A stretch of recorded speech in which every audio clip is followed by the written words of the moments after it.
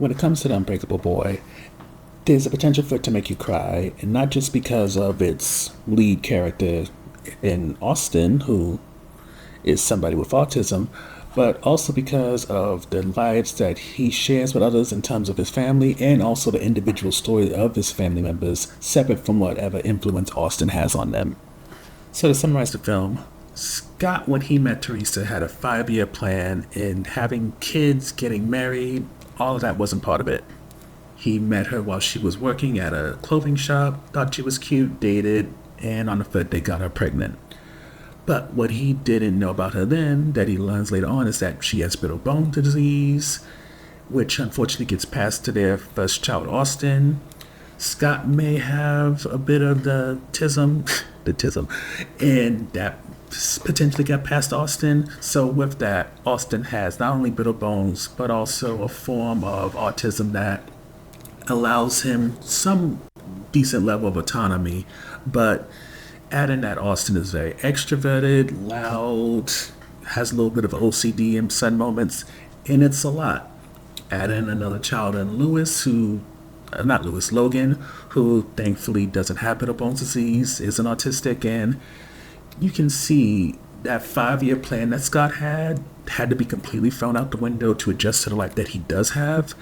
And not only does he struggle with that, but so does Teresa struggle with how her life had to shift. And when it comes to these kids, you see that they are not only recognizing some of the adjustments and unhappiness their parents have, but they're also trying to navigate, in terms of Austin, a world that doesn't always understand him. And then for Logan, trying to navigate a world that is a challenge for his brother, is a challenge for him because that he has to live with this person. It's not someone who's just he sees at school, while also trying to deal with his own stuff that has nothing to do with what Austin has going on. So getting to the review section, what makes The Unbreakable Boy so good is the fact that, as we kind of noted in the summary, everybody has their own story. This is not just simply focus on Austin, what he goes through, and creating some cheap tearjerker type of film. Austin is narrating throughout the film. He does struggle with things like trying to connect with his dad, which can be a bit heartbreaking, but at the end of the day, it's not all about him. Scott had a whole life plan for himself. He wanted to go to New York, go back to school, get into marketing, yada, yada, yada, but then he had kids he had to take care of. He needed a job, and he already had one that he may not have loved, but, it paid him consistently. So you get that storyline going.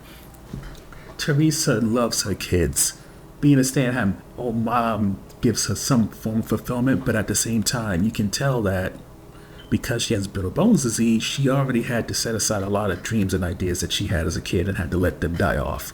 But now, as a parent to 2 kids who are under the age of 14, you can see that there's this sense that she feels trapped in the home or trapped in a neighborhood, and it's getting to her.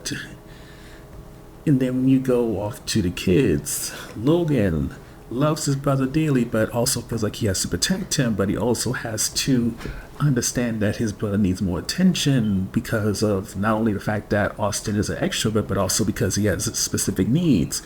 And with that, he has to learn to, as much as he can, accept and enjoy being part of the support rather than feeling like he's lacking in it because his brother needs it. And Austin himself, a whole bunch of things, from brittle bones disease, so he can't do what his brother gets to do.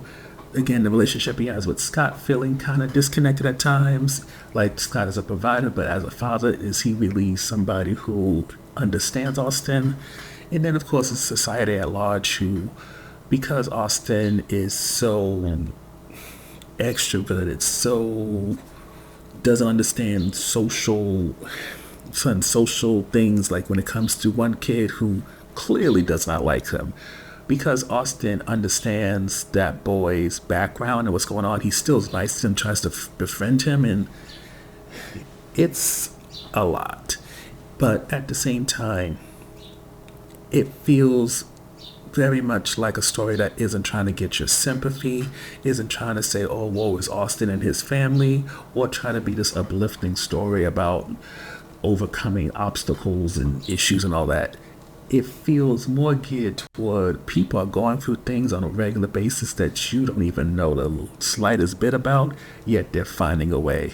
And whether it's finding it through faith or finding it just through plain old perseverance, they're making it some way or another. Hence why overall, when it comes to Unbreakable Boy, we definitely think it's worth seeing. It has its uplifting moments, it shows the beauty of family, and even in times of strife, it allows you to see why these characters, whether as individuals or as a unit, find means to be grateful for what they have and how far they've come.